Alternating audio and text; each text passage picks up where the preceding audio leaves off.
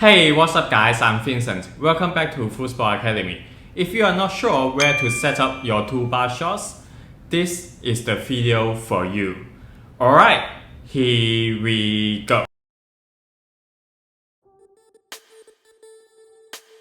So, in this video, I'm going to explain the difference between the line setup and the wall setup so that you could have a better idea on where you should set up your shots.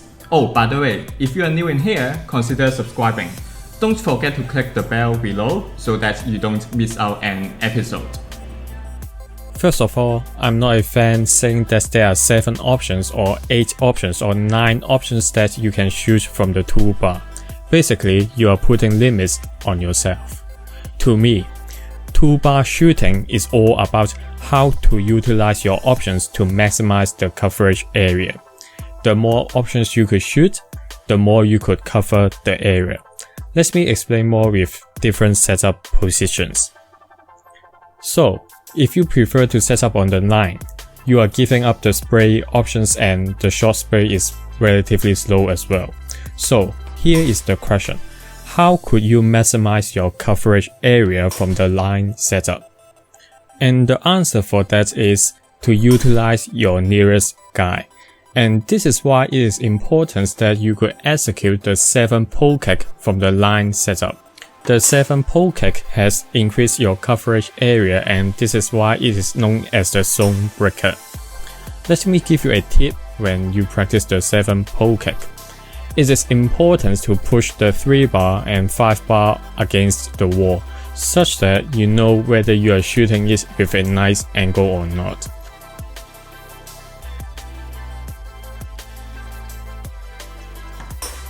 On the other hand, if you have a solid pole kick off from this setup position, you could try to do the slingshot, which will further increase your coverage area.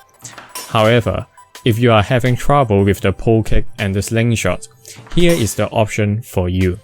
First, you pull the ball and cushion it with the nearest guy. Now, you do a shot push immediately, and that's a score. Can you see what's happening in here? This actually mimics the pole kick, which is very effective on rookies and beginners. The best form is that you could do all the 3 options just for one hole. Basically, different players react differently to different motions. Let's say pole kick might work better on A, but it might not work on B. On the other hand, slingshot might work better on B, but it might not work on A. And this is why I said utilize options and not limit yourself to options. Oh, if you are playing single, you could also use off the wall pass and catch it with your 3 bar. Again, we are using options to maximize the coverage area. Now, let's move on to the wall setup. So, when you set up next to the wall, there are numerous spray options. Make sure you could spray with different speeds and different angles. The sprays are actually the strength of this setup.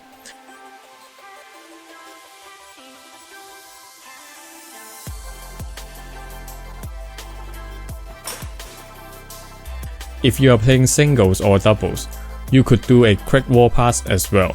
Again, this is how you want to maximize the coverage area. Now, since you are setting up right next to the wall, it is more difficult to do the pole kick or the slingshot than the line setup. So, what is the option that will maximize the coverage area? And I believe this shot will come into your mind.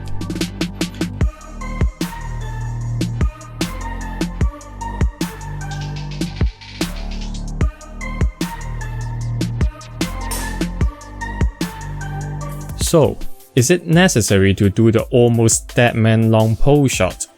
Think from this perspective.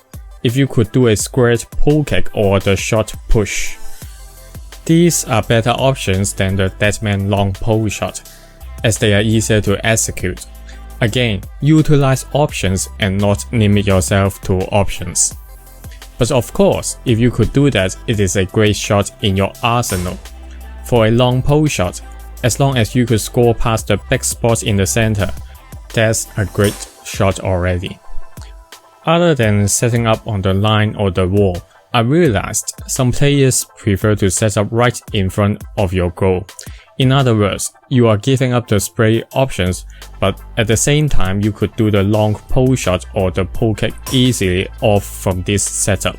So, ask yourself this question again. How could you maximize your coverage area from this setup? The bank shots come into my mind. You could either bank off the outside or the inside wall, and I believe there are more options that you could utilize off from this position. Remember, toolbar shooting is all about how to utilize your options to maximize the coverage area. The more options you could shoot, the more you could cover the area. There is only one rule for the toolbar. Utilize options and not limit yourself to options.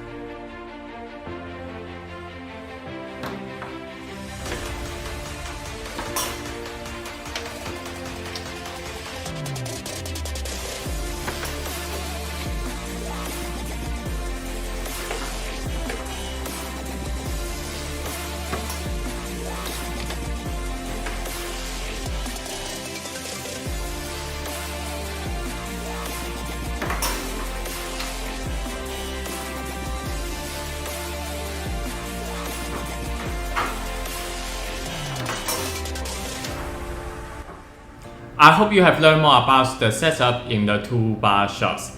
Let me know your preference in the comment below. Thanks for watching this episode. Don't forget to subscribe my channel, like this video, and I will see you again next time.